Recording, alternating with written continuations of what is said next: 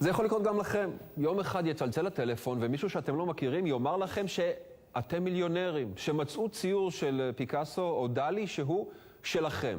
הכל יהיה של בחור בשם גלעד יפת, שעובר במוזיאונים הכי גדולים בעולם, ובעבודת מחקר בלשית מחפש שם יצירות אומנות שהנאצים שדדו כדי להחזיר אותן לבעלים שלהם, ליהודים. הכתבה של אנריקה צימרמן. Allô? Hello, bonjour. Oui? Je voudrais parler avec Madame Sylvie Tafani, s'il vous plaît. Oui, c'est elle-même. My name is Gilad Jaffet. Oh, yes. Okay. Nice. I know you because a lot of people talk about you. השם גלעד יפת לא אומר הרבה לאנשים בארץ, אבל באירופה לקבל טלפון ממנו זה קצת כמו לקבל טלפון מהראלה ממפעל הפיס. You call from Tel Aviv. That's correct. Oh, yeah. Research the owners of looted art and return it Yes. to its rightful owners. יפת מצליח בחודשים האחרונים לעשות באמצעות המקלדת מה שיותר מ-60 שנה טובי השוטרים והחוקרים לא הצליחו לעשות. לפצח את שוד האומנות הגדול בהיסטוריה. בעידן המודרני לא היה לזה אח ורע לכמות, להיקף, לשיטתיות של ביזת אומנות כל כך מסודרת, כמו שהיה בתקופת השואה. ההיקפים הם עצומים. לפי מחקרים היום, 1 מכל 3 חפצים בבעלות פרטית נגנב בזמן השואה.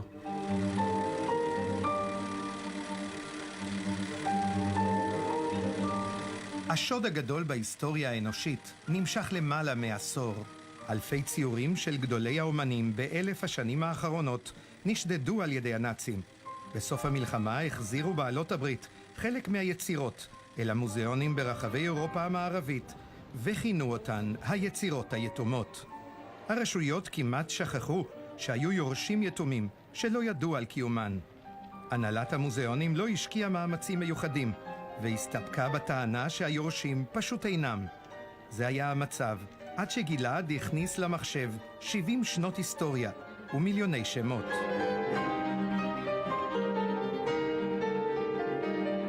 הצרפתים הוציאו קטלוג של יצירות שהם קוראים לו יצירות יתומות, שהם טוענים שאי אפשר לאתר את היורשים. החלטנו לקחת כמה יצירות מופת שנחשבות בצרפת כיצירות יתומות. התחלנו למעשה מהיצירה שמאתרת את הקטלוג, את שאר הקטלוג של היצירות היתומות, ובתוך רבע שעה הצלחתי למצוא את היורשת, יורשת של תמונה של גוסטב קורבה שתלויה במוזיאון אורסי. מה בעצם הערך של היצירה של קורבה? הרבה מאוד מיליוני יורו. רבע שעה זה כל מה שיפת היה צריך כדי לחבר בין יצירה יתומה ששווה מיליונים לבין היורשת. איך? בשביל זה צריך להכיר את החברה שהקים לפני 11 שנים. פה הכל התחיל, בקומה השנייה. היינו כאן 2 אנשים.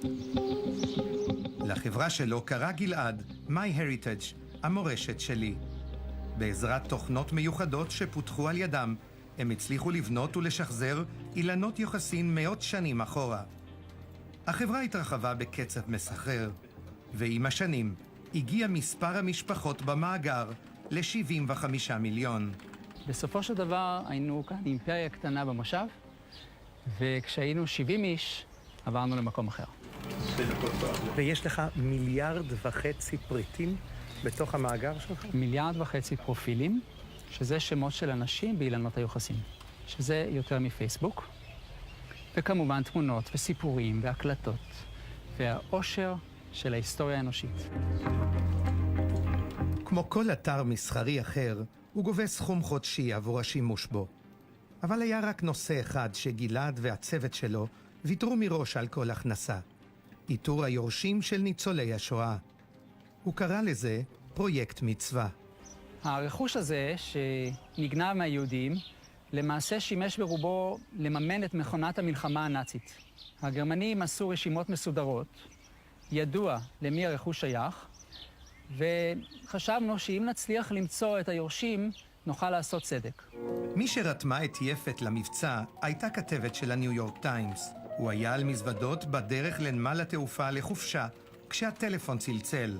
מה הסיכוי שאתה מוצא יורש או יורשת של יהודי בשם מרק וולפסון, שנספה באושוויץ ושלא היו לו ילדים? היא שאלה. יש סיכוי? בתוך רבע שעה שלח יפת לכתבת את השם. מאז הפך החיפוש אחרי יורשים לכמעט אובססיה. עד עכשיו קיבלו כ100 אנשים טלפון מיפת, שמבשר להם שתמונות שתלויות במוזיאונים בעולם, תמונות ששוות מיליונים, בעצם שייכות להם.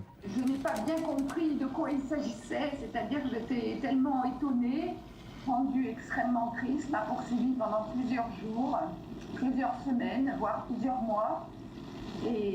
Mais finalement, je pense que je serais très très contente, et grâce à Gilad, de pouvoir faire quelque chose pour que la justice soit faite. Je n'aurais jamais rien su de ça. כשאתה מתחיל לנבור בצילומים של הביזה שנמצאת אחרי המלחמה, אין מוזיאון בעולם שלא, יכולת לרהט מוזיאון בשבוע מהתחולה שיש שם. אתה בודק מתחת לרכב שלך כל בוקר, ואתה יודע, הצרפתים אתה בעייתי מאוד. מקווה שאני לא אהיה פרסונה נון גרטה בפעם הבאה כשאני אגיע לפריז. אבל לא רק מהצרפתים צריך יפת להיזהר, כי לאחרונה מבצע ההצלה שלו התרחב. לא רק יורשי יצירות אומנות הוא מוצא.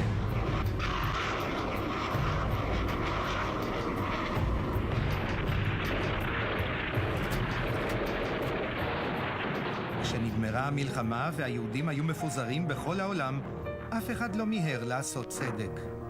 גרמניה חולקה ובמשך 4 עשורים החומה הפרידה בין שני העולמות. כל רכוש יהודי שנותר ממזרח לחומה, בתים, חנויות ואדמות, נשדד בפעם השנייה. גם כשנפלה החומה וגרמניה שוב התאחדה, היה נוח להתעלם מהנושא. בוקר אחד קראתי כתבה בעיתון. הנושא היה הזדמנות אחרונה לתבוע רכוש מגרמניה, היות שאחרי שנת 2014 תהיה התיישנות. ובכתבה היה קישור לרשימה של 45,000 בתי עסק שנגנבו מיהודים בגרמניה. ואני מאוד הסתקרנתי האם אני אוכל לחפש אותם באילנות היוחסין של MyHeritage ולאתר את היורשים החוקיים של הרכוש ולעשות מצווה ולהחזיר את הרכוש לבעליו החוקיים. Hi Yvette, I'm Mariana from MyHeritage and Nice to meet you. it's so nice to meet you. איבט פינטר, החיה בטקסס, לא ידע מאומה על גורלה של הסבתא רבא שלה מלייפציג של שנות ה-30.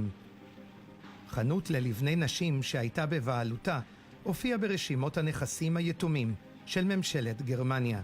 It really took me by surprise and almost took my breath away, actually. It was really a big surprise, both in a positive way, but also it's been a little bit sad to think about it as well, frankly.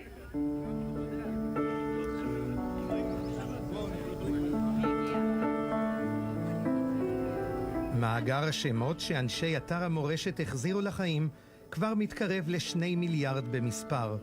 הפרויקט החדש הוא למפות כל שם ושם בבתי הקברות בארץ ובעתיד גם בעולם. ועדיין, בתוך כל המספר העצום הזה, תמיד יבלטו שמותיהם של אלה שכבר חשבנו שנשכחו לעולם. אני מאוד מקווה שכל העבודה הבלשית הזו לא הייתה לחינם, שהיורשים יגישו תביעות.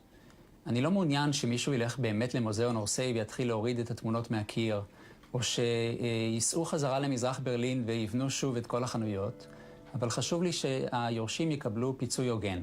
בשבילי זאת תהיה סגירת מעגל.